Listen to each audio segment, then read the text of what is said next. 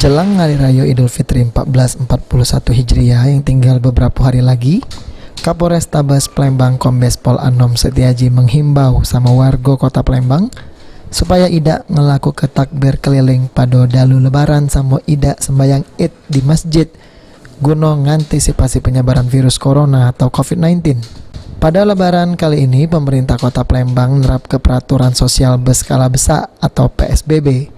Sehingga dihimbau bagi warga tidak ngelaku ke perkumpulan wong atau sanjo-sanjo cak lebaran biasanya.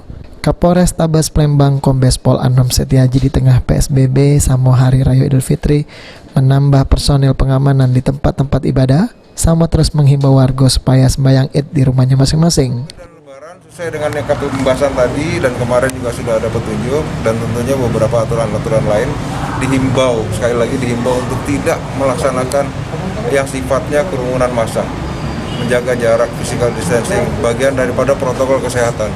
Ketika melaksanakan kegiatan takbir itu sendiri mengundang kerumunan orang, ya tentu harus dihindari. Kalau sendiri yang diturunkan berapa banyak? Maksimal, pasti maksimal. Akan kita turunkan maksimal seperti tahun-tahun sebelumnya. Bedanya tahun lalu dalam rangka memberikan operasi kemanusiaan, pelayanan orang yang akan merayakan Idul Fitri dan juga mudik dan sebagainya. Tahun ini mungkin berbeda. PSBB bang, ada. Kalau misalnya ada warga yang masih takbiran, apa tindakan? Ya ada tindakan kepolisian pasti, tindakan kepolisian. Draftnya jelas, perwali ada, kemudian undang-undang karantina kesehatan, kemudian juga ada KUHP pasal 212, 216, 218. Tapi yang jelas dari itu semua kami himbau ya masyarakat supaya patuh dengan protokol kesehatan. Hukum sebagai upaya paling akhir. Himbauan dari Kapolrestabes Palembang ini diharap pacak ditaati warga Palembang supaya pacak neken penyebaran virus corona. Irawan, PAL TV.